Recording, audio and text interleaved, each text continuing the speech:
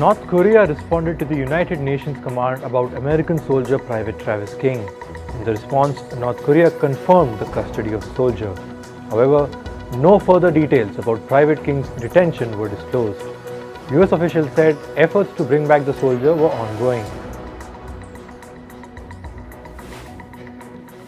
Niger's self-declared military leader said he will not reinstate President Mohamed Bazoum. This is despite mounting international pressure to free the democratically elected president. Remember, Bazoum was detained by his elite guard troops last week. Niger's General Abdurrahmane Tiani said he will not bow down to the recent sanctions against the country's army. He also called the sanctions inhumane and an interference in Niger's internal affairs.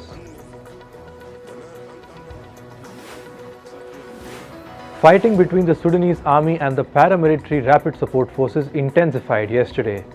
A heavy gun battle took place near a military base in Sudan's capital Khartoum. Both groups claimed they inflicted heavy losses on the other side. Sudan's army also claimed that they captured at least 14 RSF fighters during the clashes. The Russian Air Force held joint military drills with Syria's Special Forces today. The exercise included live-fire drills.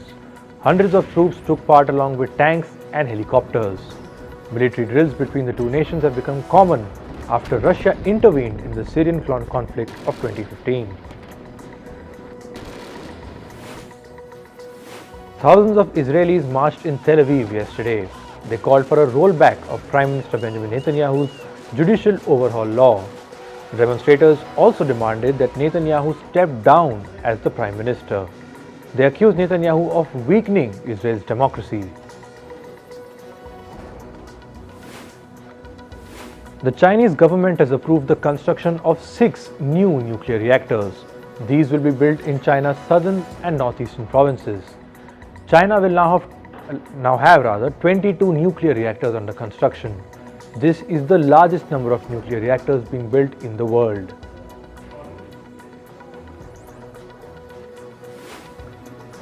Pope Francis said that the Church needed to accept its atrocities and listen to victims. This was during his visit to Portugal's capital, Lisbon. The Pope said that reports of sexual abuse by the Church had led to people's detachment from the Christian practice. The Pope is expected to privately meet abuse victims during his trip. At least 9 people were killed during a police raid in the Brazilian city of Rio de Janeiro. This is part of a week of deadly raids that have left at least 43 dead in the country. Brazilian police were reportedly cracking down on criminal groups. Police officials say they confiscated small arms and 350 kilograms of narcotics. This was the second police raid in Rio de Janeiro this week. Officials claim that at least 19 gangsters were killed last Friday. The police raids have caused mass protests across Rio City. The South American nation of Bolivia is on high alert. Officials have launched a manhunt to track down an alleged drug trafficker called Enrique Marce. Bolivian police officials raided Marce's properties yesterday. They confiscated weapons, drugs, several vehicles, and endangered animal species. Marce is a citizen of Uruguay who came to Bolivia in the year 2018. He is currently wanted by Interpol, US authorities, and at least 7 South American nations. Canadian Prime Minister Justin Trudeau and his wife Sophie are separating.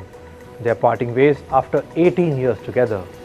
Trudeau's office said that the two have signed a legal agreement. However, they did not disclose any further information.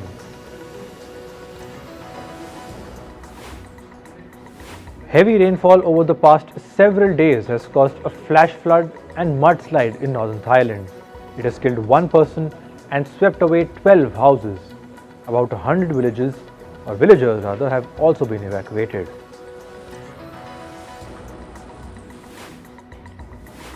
Two people have reportedly died in Japan's Okinawa as Typhoon Kanun continued to bring heavy rain and strong winds. A total of 41 people in Okinawa and Kagoshima prefectures have been injured. Meanwhile, some 166,000 households have been out of power since Thursday morning. Naha Airport, located in Okinawa's capital city, has resumed operations after being shut for 2 days. However, hundreds of flights still remain cancelled.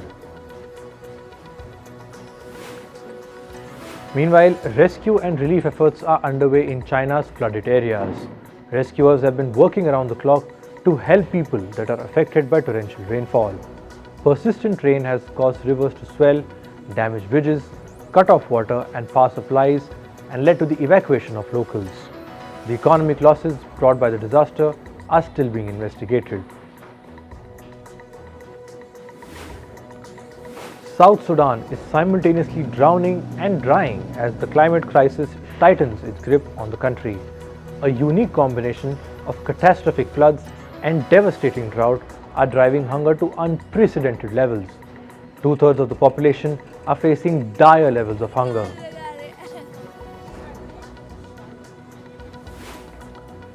Strong winds were blowing around northern France as summer storms hit the region.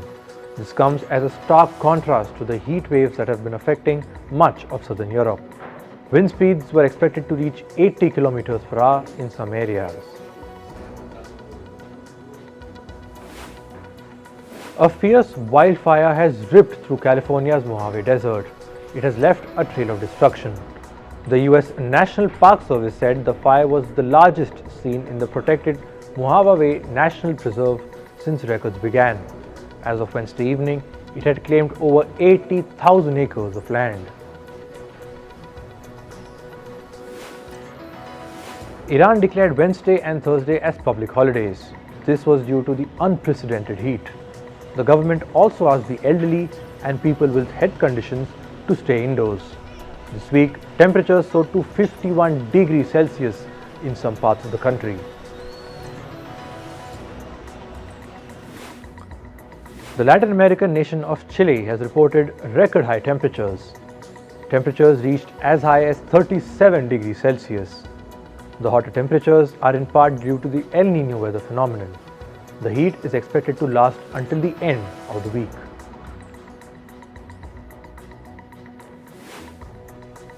Tokyo has been battling a recent heat wave. Temperatures have reached 35 degrees Celsius in many areas. People in Japan's capital city battled the heat with portable fans, umbrellas, and ice cream.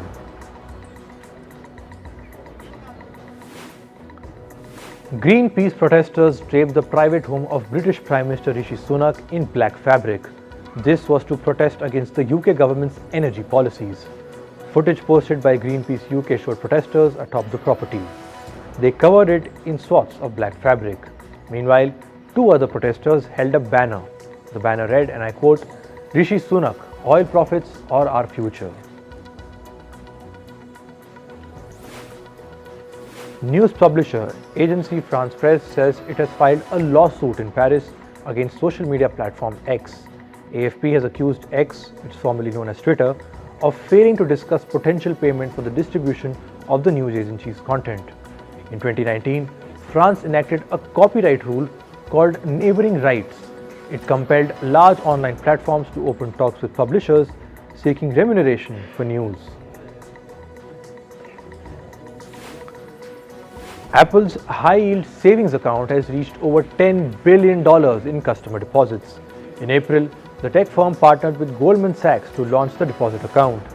They let Apple Card users earn an annual yield of 4.15% on their savings account. In March, Apple also launched its Buy Now, Pay Later service in the US. These moves come as the company seeks to expand its footprint in the financial technology space. Senegal has blocked access to the social media app TikTok. This comes as the country seeks to widen a clampdown on dissent. A minister said that TikTok was being used by people to spread hateful and subversive messages. This is days after Senegalese authorities dissolved the main opposition party and detained its leaders. The country has been undergoing political unrest. This has damaged Senegal's reputation as the most stable democracy in West Africa.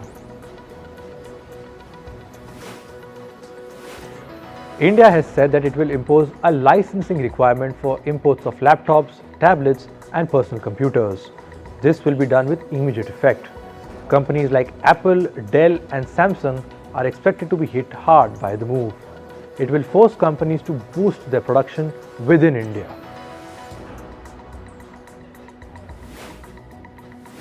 According to reports, Swiss investment firm UBS is laying off employees from Credit Suisse Investment Bank in New York. The layoffs could come as soon as this week. However, the report does not mention the scale of the potential job cuts. UBS has also decided to close Credit Suisse's office in Houston, Texas. The Houston office used to handle business with the oil industry.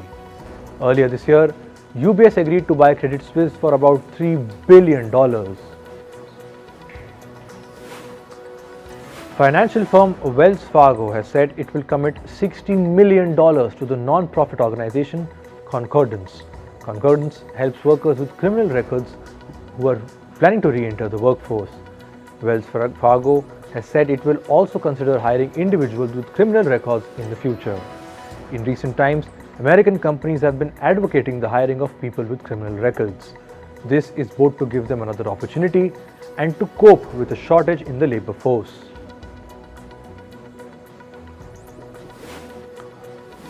Bank of America Global Research has forecast a soft landing for the US economy.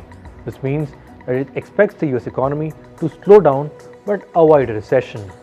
The firm has also increased its 2023 economic growth outlook for the country. It sees America's real gross domestic product growing by 2% on an average this year. This is up from a previous forecast of 1.5%. US Treasury Secretary Janet Yellen has voiced more objections against Fitch ratings. This was over Fitch's downgrade of the main US credit rating. She called it quote-unquote entirely unwarranted. Yellen said Fitch failed to take into account a resilient US economy with low unemployment, falling inflation and continued growth. On Tuesday, Fitch downgraded America's credit ratings from AAA to AA+. Sam Altman's cryptocurrency project, WorldCoin, has said it will allow other organizations to use its technology. The technology helps in iris scanning and identity verification. It claims to have various possible applications, including distinguishing humans from artificial intelligence. Sam Altman, who is the CEO of ChatGPT maker OpenAI, launched the WorldCoin project last week. Meanwhile, Kenya says it had suspended the local activities of the WorldCoin cryptocurrency project. The Kenyan government is assessing its potential risks to public safety. Since last week, hundreds of Kenyans have reportedly been queuing in long lines in malls and public centers across the capital of Nairobi. Many of them said they came after hearing that free money was being given in exchange for a scan of their eyes. The WorldCoin project requires users to give their iris scans in exchange for a digital ID and in some countries, free cryptocurrency. Moving to sports, England pacer Stuart Broad has announced his retirement from professional cricket. His final match was the 5th Ashes Test match which England won. Broad will however continue to play domestic cricket. He has also taken up a new role as an anchor for cricket coverage. Indian batters KL Rahul and Shreyas Iyer have been ruled unfit to play. They will miss the Cricket Asia Cup in September. Both players are recovering from injuries. However, the Indian team's medical staff said that Rahul and Iyer could make a comeback before the Cricket World Cup in October that will be held in India. In football, France thrashed Panama 6-3 at the FIFA Women's World Cup. Panama took an early lead with a goal in the second minute. Then French forwards hammered 5 goals one after the other, taking the score to 5-1. Panama put in 2 consolation goals, but the match eventually ended 6-3. With the win, France are through to the knockout stage of the World Cup. They'll play their next match on the 8th of August. Meanwhile, Brazil were knocked out of the Women's World Cup yesterday. This was after they drew 0-0 against Jamaica. This is the first time that World Cup giants Brazil failed to enter the round of 16. Meanwhile, Jamaica have reached the knockout stage of the Women's World Cup for the first time. German club Bayern Munich won a 7-goal thriller against English club Liverpool. Bayern won the pre-season friendly 4-3. The match was played at the Singapore National Stadium. Bayern will next play Ligue 1's AS Monaco next Monday. Meanwhile, Liverpool will play their first English Premier League match against Chelsea on the 13th of this month.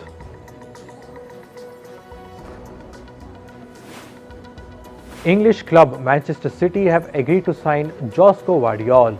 Man City have struck a deal with German club RB Leipzig for the Croatian defender. According to reports, the deal is worth over $98 million. 21-year-old Vardiol is considered a promising centre-back by clubs across Europe. Italian goalkeeping legend Gianluigi Buffon has retired from football. The 45-year-old is hanging up his gloves after playing professional football for 28 years. During his career, Buffon won the 2006 FIFA World Cup. He is Italy's most capped goalkeeper of all time with 176 matches under his belt. He has also won the Serie A title 10 times.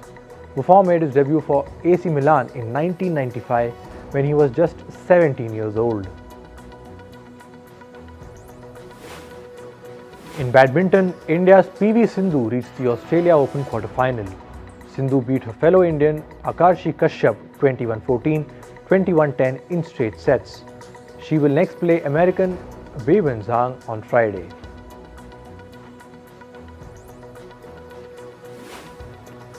Meanwhile, India's Shrikant Kidambi continues to advance at the Australia Open.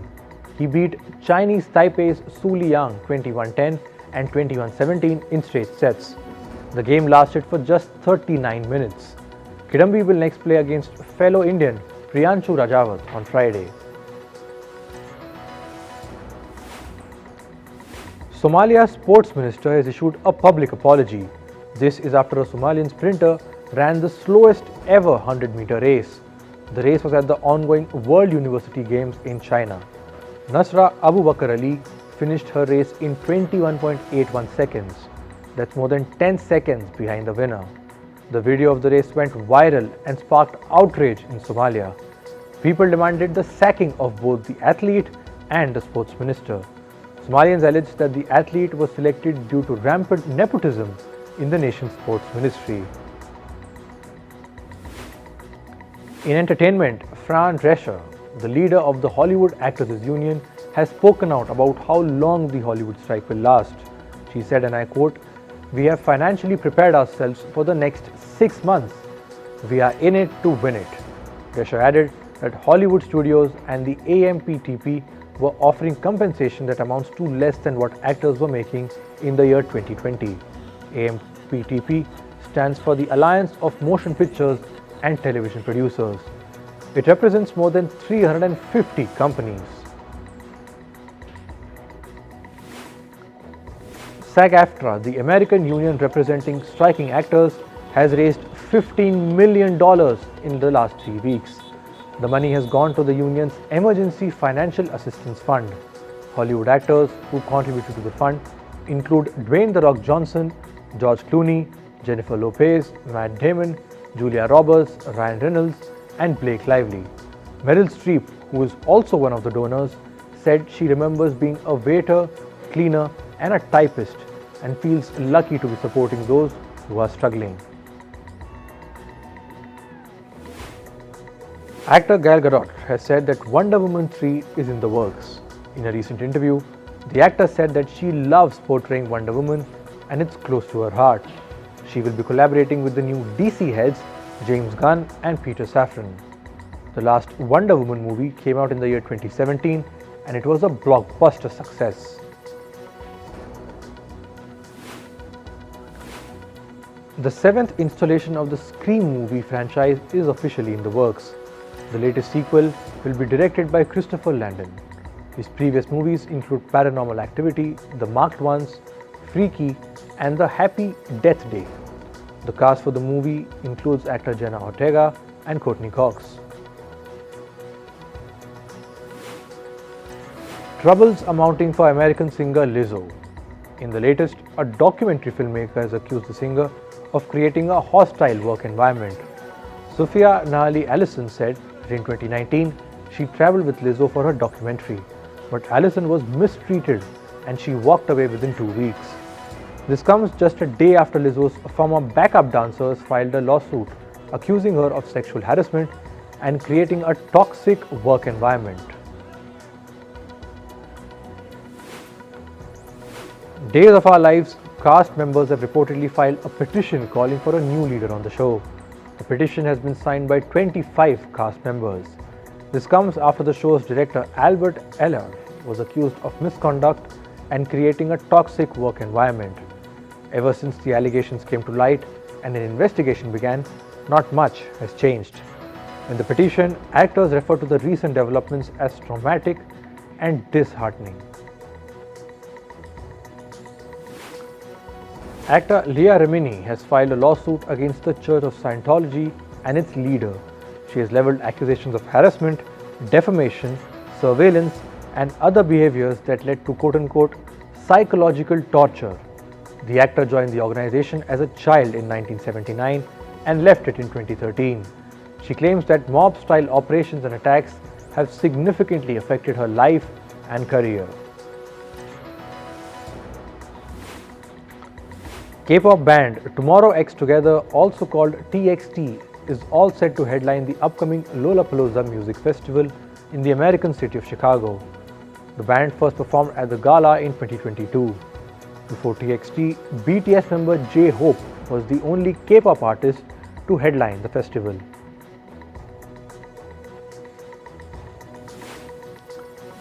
American comedian Mark Maron has said that men who criticize the movie Barbie as being too woke are unsecure babies. He called director Greta Gerwig's movie monumental and a masterpiece. He went on to add that the movie explains feminist ideas in a funny way. The Barbie movie has made $780 million at the international box office.